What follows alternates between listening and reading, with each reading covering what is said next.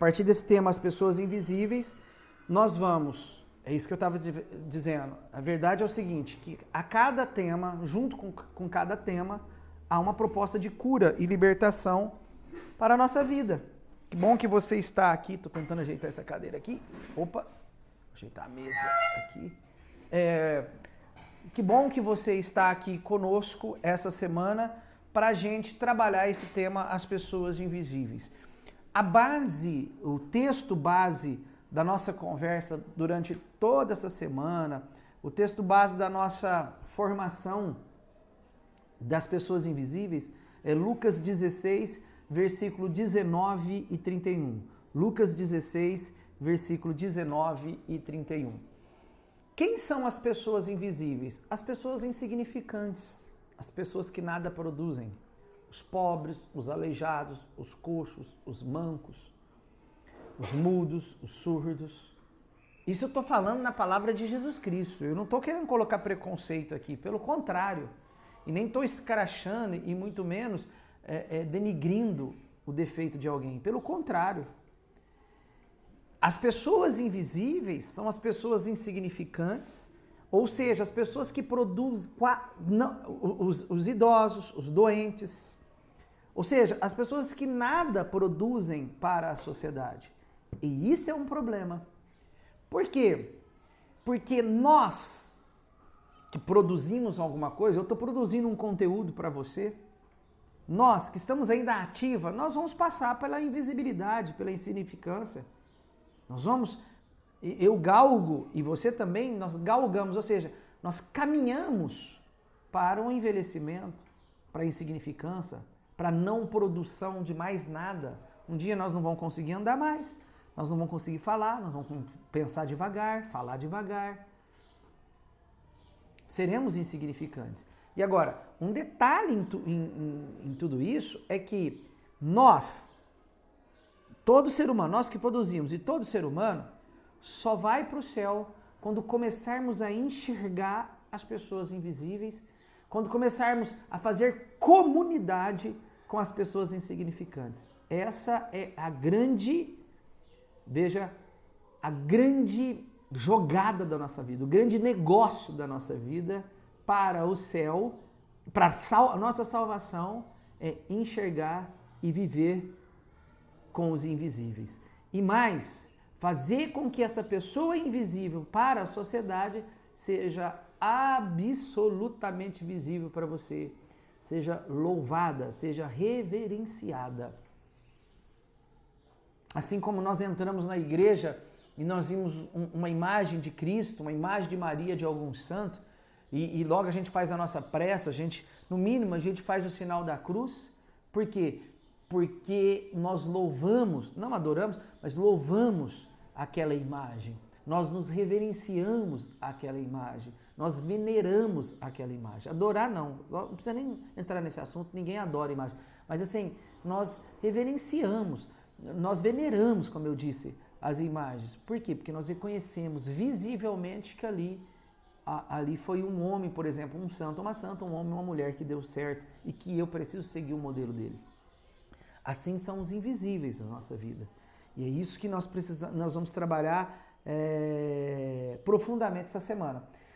O texto base é o texto, como eu disse, de Lucas 16, versículo 19 e 31. Agora, antes de eu entrar nesse texto, eu só quero colocar aqui, porque me veio agora, eu preciso falar para não esquecer, que é o seguinte, muitas curas, eu vou dizer, olha, 70 para 99% das nossas, vamos dizer assim, 70 para 90% das nossas enfermidades interiores, elas são sanadas, elas são curadas quando nós começamos a tirar da invisibilidade muitas pessoas e trazer para um lugar de destaque na nossa vida. Só você reparar, as pessoas que tratam, por exemplo, de doentes, mas tratam não por um salário, mas tratam de forma caritativa, são pessoas felizes. As pessoas que cuidam de pobres, mas pobre, quando eu falo pobre, são miseráveis, que não tem o que comer, que não tem aonde morar. A gente fala assim, não tem onde cair morto. Não, cair morto a gente tem um monte de lugar para cair morto. O problema é o seguinte, tem muitas pessoas que não têm onde morar. E se moram, moram de uma maneira muito indigna. Então, aquelas pessoas que tratam por forma caritativa, pelo impulso do Espírito Santo, tratam dessas pessoas, são pessoas felizes, absolutamente felizes. É só você conversar com missionários que tratam de miseráveis. São pessoas seguras, são pessoas equilibradas, são pessoas felizes, são pessoas que o olhar é diferente. Eu conheço, e você também, nós conhecemos pessoas pelo olhar, né? Um olhar assim de paz, sabe aquele olhar de paz, olhar de afeto, um olhar. Tem pessoas que têm um olhar de descanso para nós, né? Igual o meu, assim. Um olhar de descanso, um olhar que te traz algo bom. Essas pessoas, geralmente, na maioria delas, são aquelas que tratam de miseráveis. Então, os miseráveis, que são pessoas invisíveis, essas pessoas invisíveis, eles nos levam a uma cura interior autêntica. Autêntica.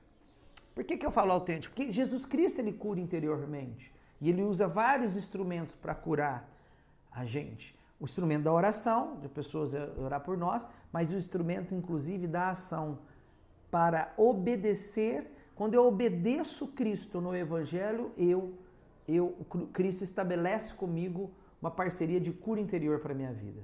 Então é pela oração e pela obediência.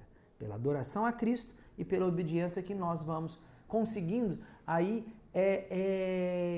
usufruir da cura interior de Deus. Então, o que é a obediência do Evangelho? É o que Cristo pede no Evangelho.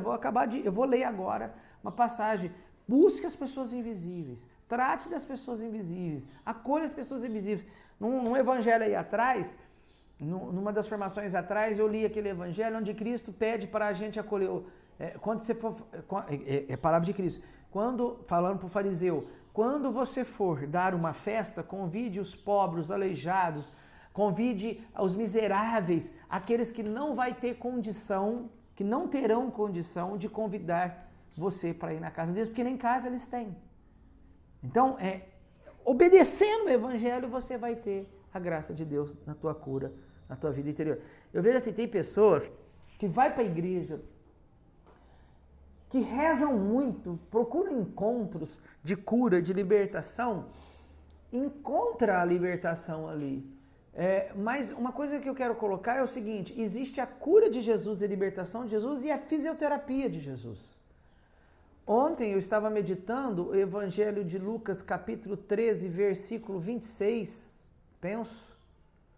aonde aquela mulher encurvada, que estava sob a ação demoníaca, e Jesus olha para ela e fala, olha, você está sendo curada, eu te curo agora.